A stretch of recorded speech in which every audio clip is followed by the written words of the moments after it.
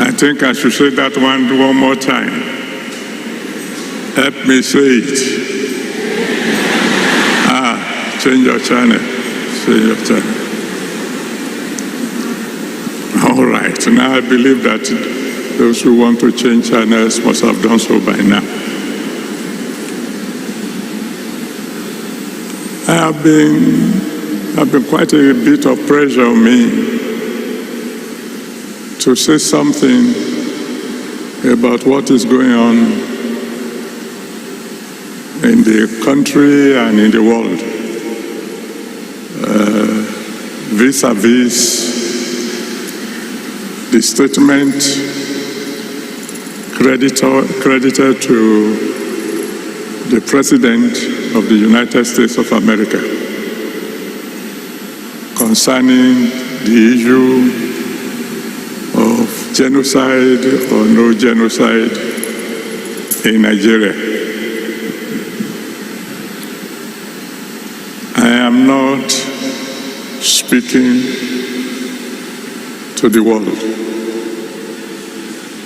I am not speaking even to the Christian body. Why? Because I'm a man under authority. I've told you that a long time ago. In Nigeria, there is what is called the Christian Association of Nigeria. And we have a president of the Christian Association of Nigeria. And we are under his authority. Why am I a man under authority? It's because I've discovered from the Bible that a man, no matter his stature, who is not under authority, cannot cast out a demon. He can't. If he's not under authority and he's saying, demon, go, and it looks to you as if the demon has gone, well,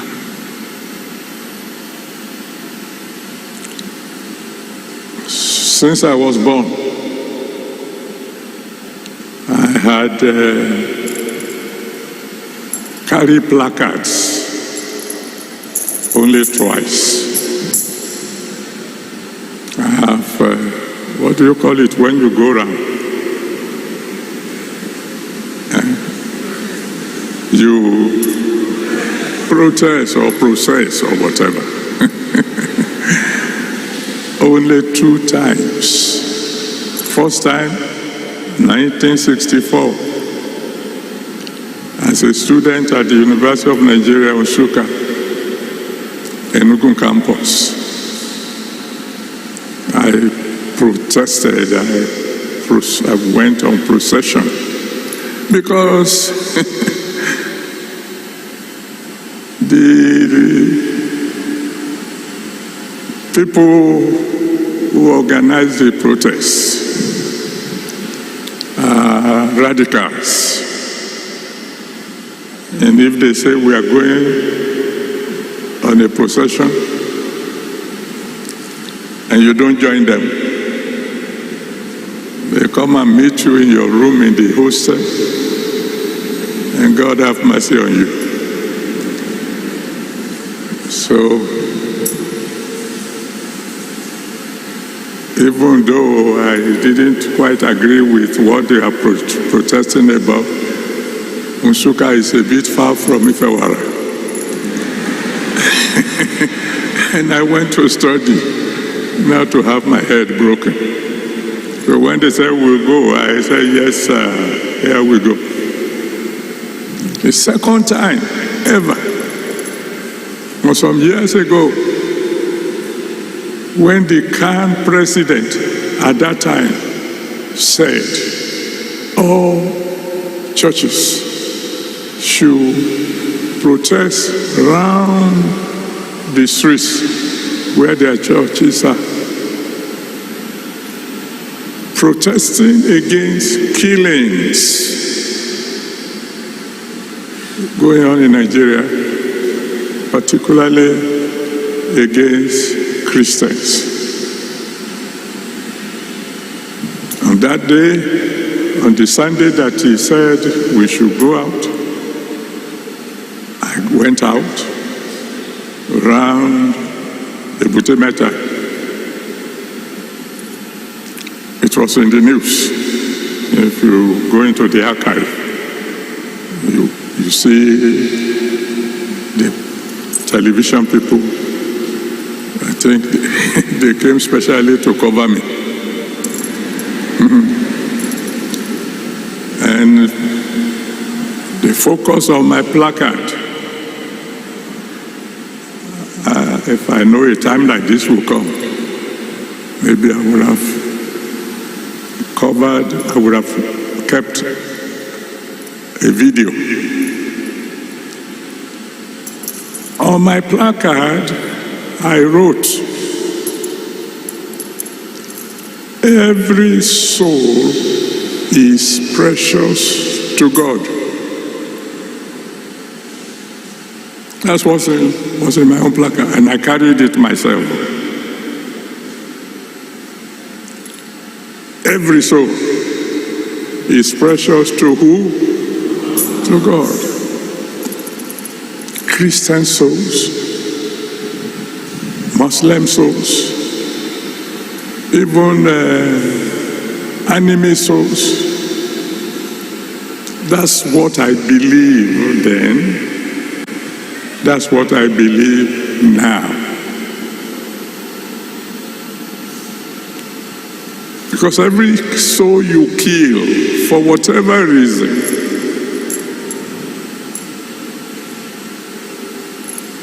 you are robbing God, the one who created every soul for his pleasure.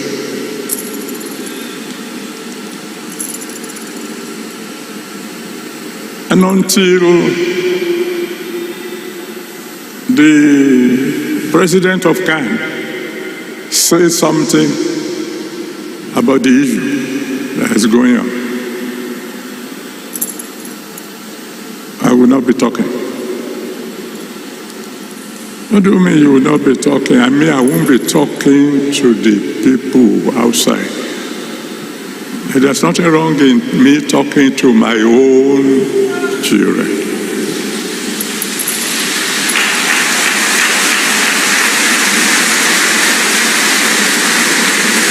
You see,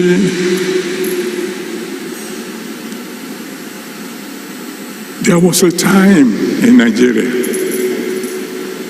when Christians and Muslims were living together in harmony. Is that correct? In my family, my elder sister was married to a Muslim. My father was a Christian, my mother was a Christian, but one of my sisters was married to a Muslim.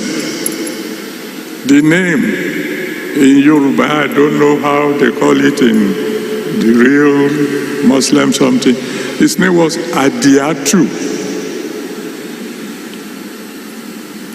And so in my family, up to today, I have cousins whose name is Rasak.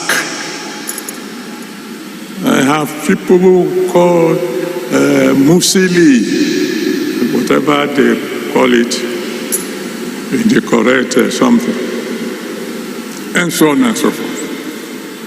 And we live together in peace. We live together in harmony. When it was Christmas, we do it together. When it's Ilea, oh.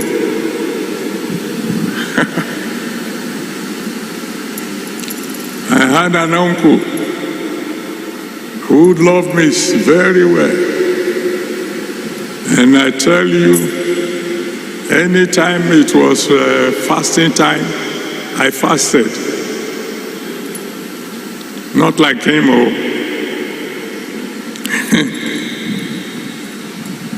I fasted in that I didn't eat dinner. I waited for him to go to the mosque and return.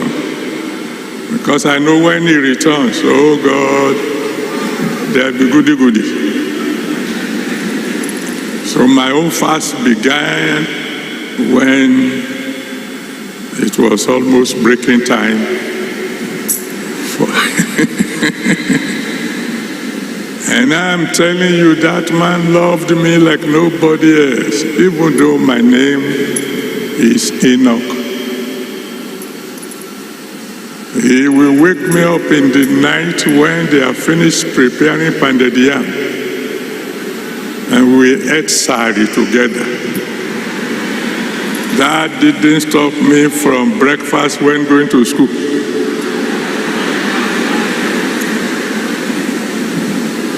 I mean, there was peace, there was harmony, there was no quarrel.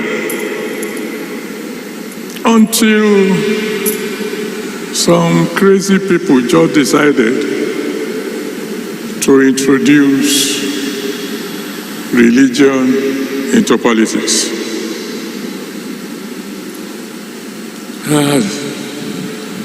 That's when everything went wrong. Now, you say, what about what is on the ground? Well, I'm talking to you, my children. In my own usual quiet way, I had related to all the presidents who were around when this trouble started. What did you tell them? Whatever I discussed between me and the big ones, top privacy.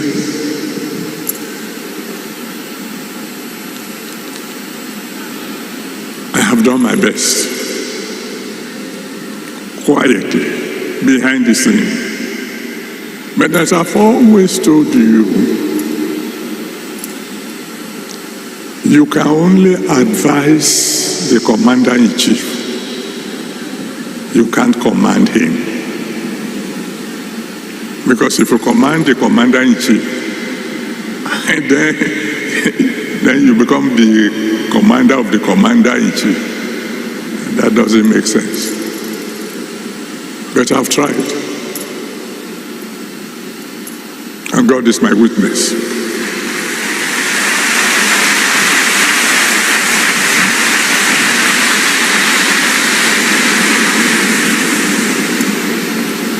So then, because I don't want to take much of your time. What should we do now? I'm talking to you as my children. If I were asked to make suggestions, I would say quietly to our government,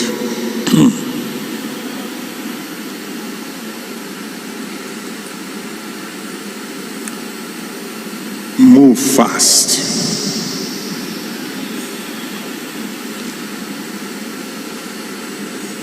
Move diplomatically. Move wisely.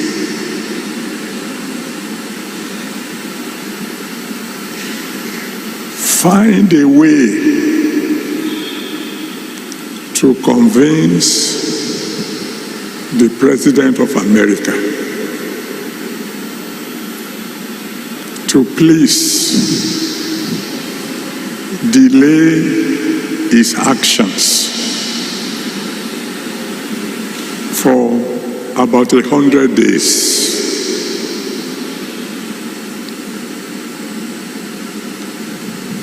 And then come home.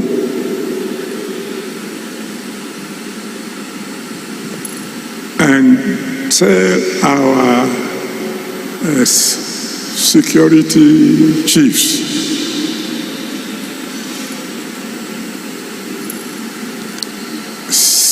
get rid of these terrorists within 90 days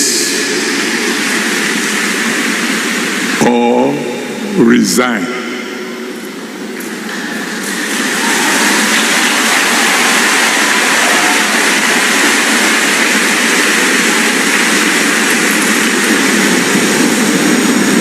Now that, I'm sure, will sound familiar to those of you who have been following situation in Nigeria.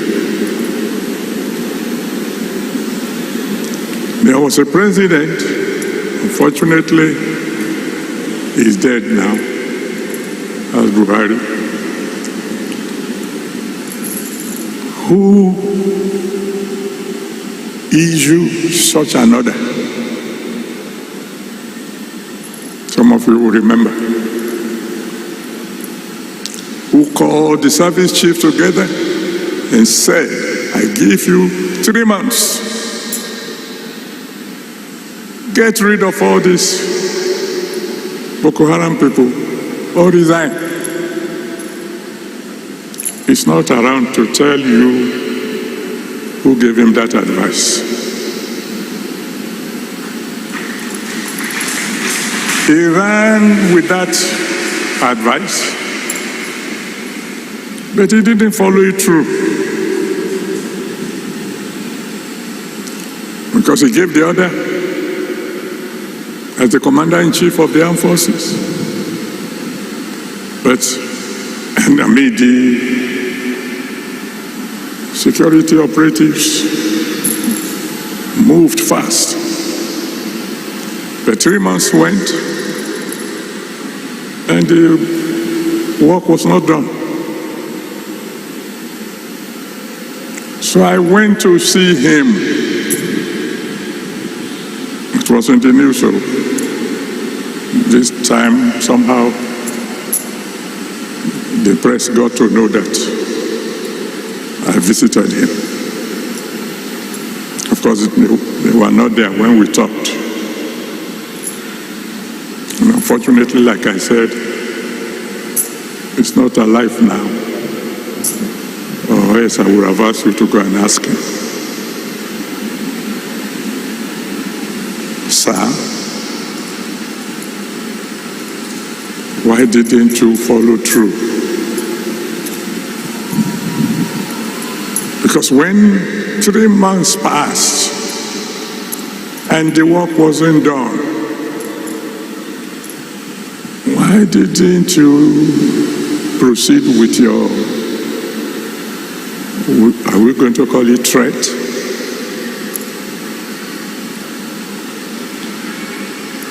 I won't tell you the details, but one thing came out of that meeting.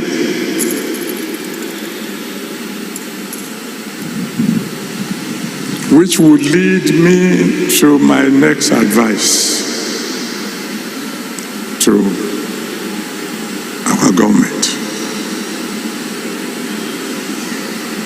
In case there's any of you who can get across to them.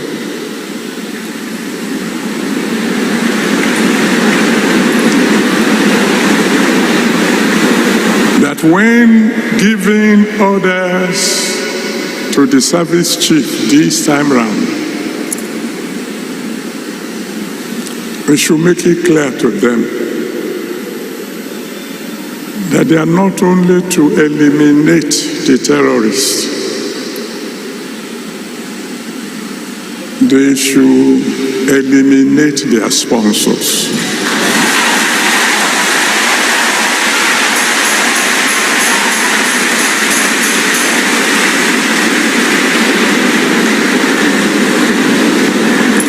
No matter how influential they may be.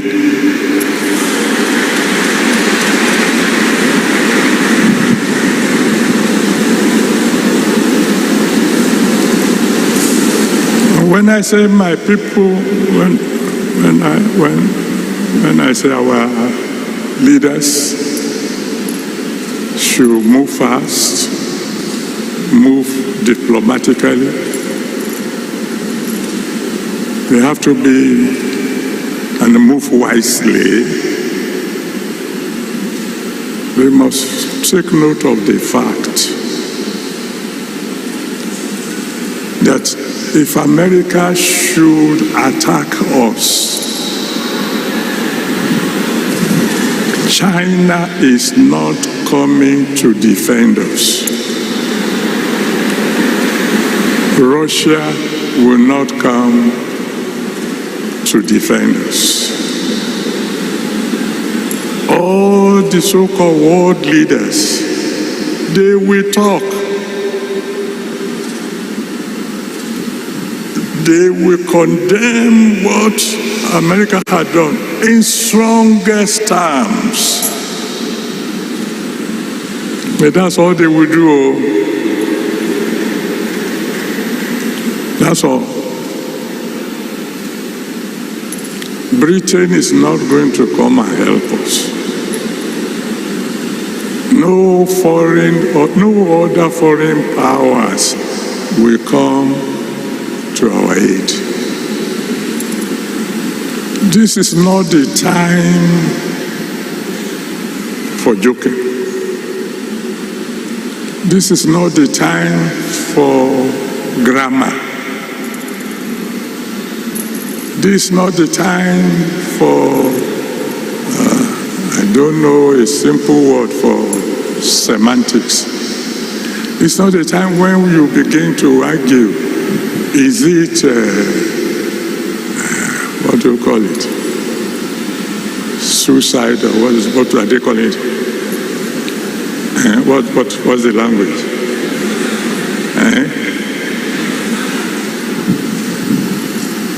Whatever they want to call it. And this is not the time for saying, it's not Christian alone. Muslims are also involved. The point is, people are dying. Innocent people are dying.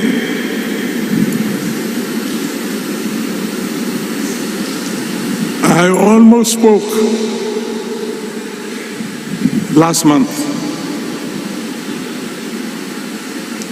when I heard the speech of my in-law, the president. When I heard the speech, particularly that section that spoke about security, and you can go and listen to it again, where I heard him say, all is well now, that displaced people have returned to their villages, and I almost said, the one who wrote that speech for my president, my in-law, does not like him.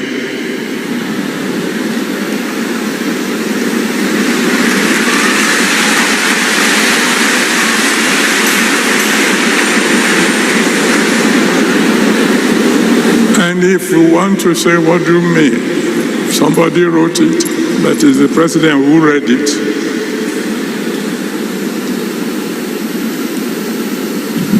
Didn't he read it before he read it? Well, if you put it that way, then my conclusion will be there are several people around my beloved in-law who are not telling him the truth.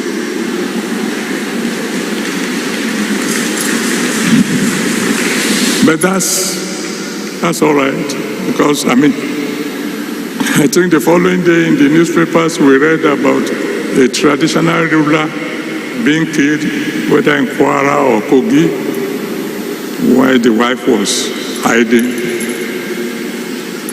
somewhere in the house. But it's not the time for apportioning blames. Our president inherited this problem. It started before him. And in any case, I am an applied mathematician. I am more interested in just get the problem solved. That's all.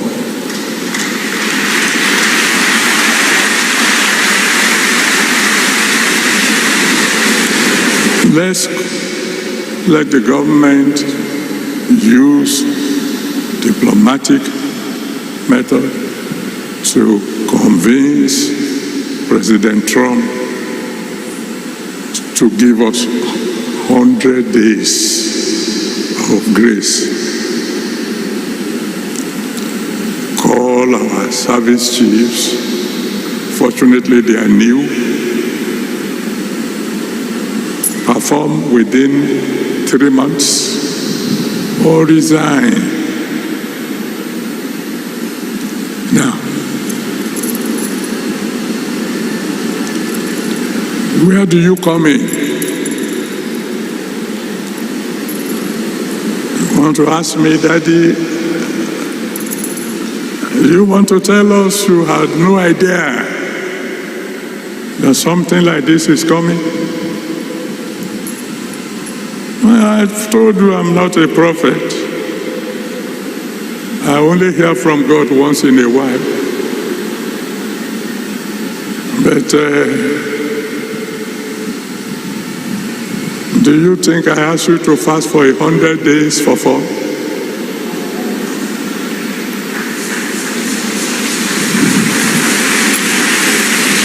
Didn't I share with you, my children? Didn't I share with you that God said this will be a remarkable year? Didn't I share with you that God said that the wind that was blowing last year, that started blowing last year, is going to become a bit more violent this year? Did I tell you?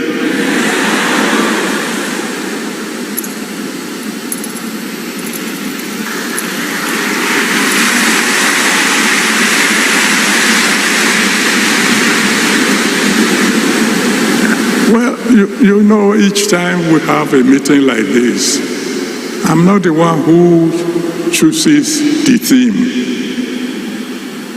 It's God. Whatever He asks me to talk on, that's what I talk on. Now, concerning what we are still discussing,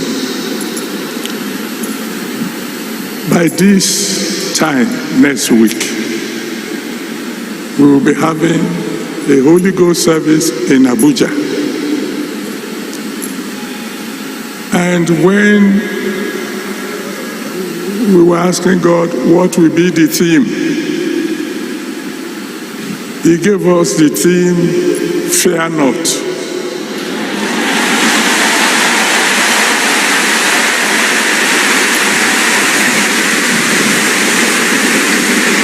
That's months ago, before Trump spoke. And anybody who knows the Bible knows that the only time God will say, fear not, is when there is something to fear.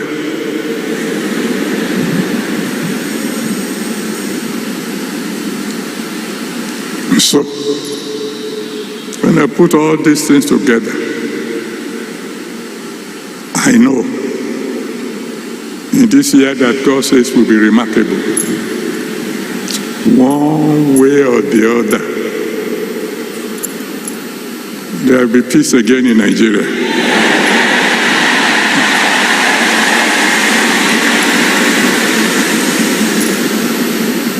But why do I ask my government to move fast? See, all these years we have been praying for Nigeria. We can't pray all these prayers without something happening.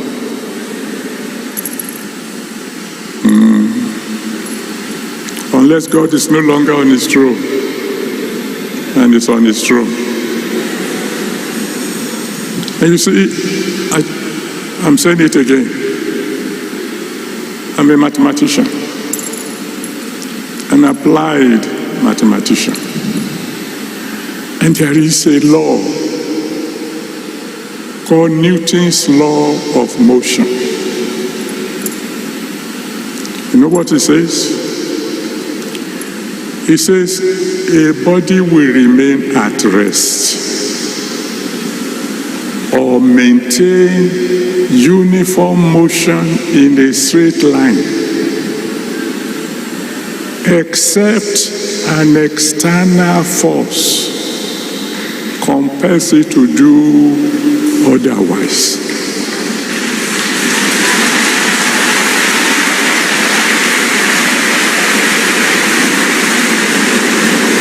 That's Newton's law of motion. Meaning,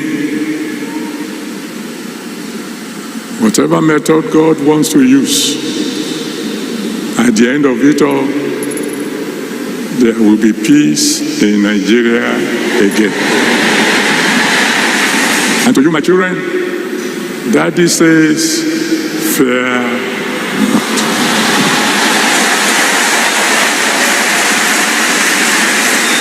God bless you.